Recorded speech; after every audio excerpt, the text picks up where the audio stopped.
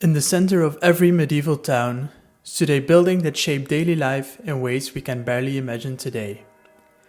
It was a place of prayer, but also of politics, of markets, of learning, and of charity. More than just stone and timber, it was the very heartbeat of the community. This was the medieval church. Inside its walls, rich and poor stood side by side. The noble in his cloak, the craftsman in his apron, the farmer with earth still clinging to his boots. All gathered under the same roof. On Sundays, they stood through long services. There were no neat rows of benches like we imagine today. Instead, people gathered in the open nave, candles flickering, incense rising, while the prayers echoed from stone walls. But worship was only one part of the church's role. It was also the center of community life. Markets and fairs spilled into the churchyard. Guilds met beneath its roof. Plays were performed on its step.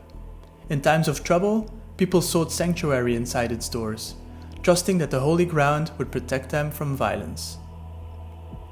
In an age when most people could not read or write, the church itself became a kind of book. Painted walls told stories of saints and sinners. Bright murals of heaven and hell reminded every villager of their choices. Stained glass windows glowed with scenes from the Bible, pictures that even a child could understand. The priest was often the only literate man in town. He copied charters, read out letters, and taught boys their first prayers and hymns. For many, the church was not just their school of faith, but their only school at all. Yet, these buildings did not appear by miracle. They were the result of enormous effort and sacrifice. Every household contributed through 1/10 of the harvest of their earnings, given to support the church. Wealthier families donated money, land, or livestock. Some gave gifts to ensure their salvation, funding a new bell or a painted chapel where prayers would be said for their souls. Guilds of craftsmen and merchants often took pride in sponsoring windows, altars, or side chapels. Even ordinary townfolk would give what they could, hauling stone, cutting timber, or simply offering their labor when needed. Construction was slow. A small wooden church might serve for years before being replaced with stone. Then, as the town prospered, new chapels, towers, or porches might be added. Generation after generation left their mark, until the church itself became a record of the community's history. Most churches were modest in scale. They were not soaring cathedrals, but humble buildings built to serve their towns. Architectural styles changed with the centuries. Early churches were Romanesque, with thick walls, round arches, and small, narrow windows. Later, Gothic designs brought pointed arches, ribbed vaults, and larger windows that filled the church with colored light. Even small towns felt the pull of these new fashions, adding pointed windows or taller spires as they could afford them. Inside, the church was far from the grey stone shells we often see today. Walls were painted in brilliant colors. Saints, angels, vines, and stars covered every surface. Sculptures decorated doors and pillars, some holy, some playful, a mix of devotion and humor carved into the stone. The influence of the church stretched far beyond Sunday services. It was a place of charity. The poor could find alms at its door. The sick were cared for in hospitals attached to the churches. Travelers could rest in its shadow. It was a place of politics. Local lords sought the church's blessing, and priests sometimes carried more authority than rulers themselves. Disputes could be settled in its porch, with the priest as mediator. It was also an engine of the economy. A church that claimed relics of a saint could draw pilgrims from miles around, filling inns and markets with trade. Even without relics, the weekly gathering of townsfolk in and around the churchyard created the heartbeat of local commerce. Step inside, and the medieval church enveloped you in an atmosphere of mystery. The air was heavy with incense, candlelight flickered against painted walls. The chanting of priests and choir boys rose and fell, echoing through the stone. For the townsfolk, it was a glimpse of heaven on earth. a space set apart from their daily toil in the field or the workshop. Even the simplest church carried a sense of awe and reverence, reminding everyone of the power of God and the presence of the sacred in their midst. So while cathedrals impressed with their grandeur, the church was a true heart of medieval life. It was built by the people, funded by their money and their gifts, decorated by their guilds, and sustained by their prayers. It witnessed their joys and sorrows, their work and their rest, their birth, marriage, and death. The medieval church was not just a building, it was the soul of the town itself, a place where stone, faith, and community came together in one enduring monument.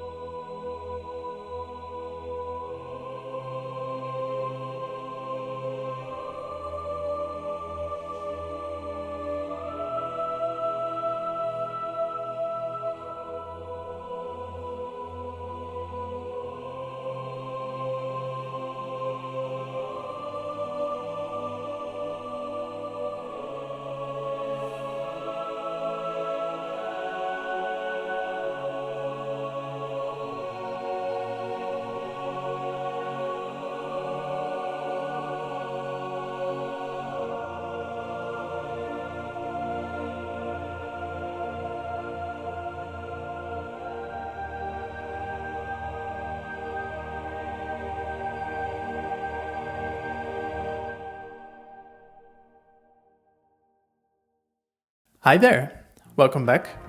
This is the finished piece. As you can see, it's more of a Romanesque church with the arched and more narrow windows and also the thick walls. In the future I might do a Gothic church as well, just so you can see the difference. I really hope you enjoyed today's video, and if you did, make sure to leave a like. And if you want to see future videos as well, make sure to subscribe. Talking about future videos, I am going to change my schedule a little bit. Right now I am doing 2 videos per week, but between filming, editing and just live, to be honest, it's just a bit too ambitious. So I will keep posting every Tuesday and make the Friday episodes a 2-weekly thing. That way this type of video will also still get uploaded, but it will give me more time between videos, which should also increase the quality. Anyway, that's it for now. I will see you Tuesday for a new tutorial. Thank you so much for watching, and don't forget to ink outside the box.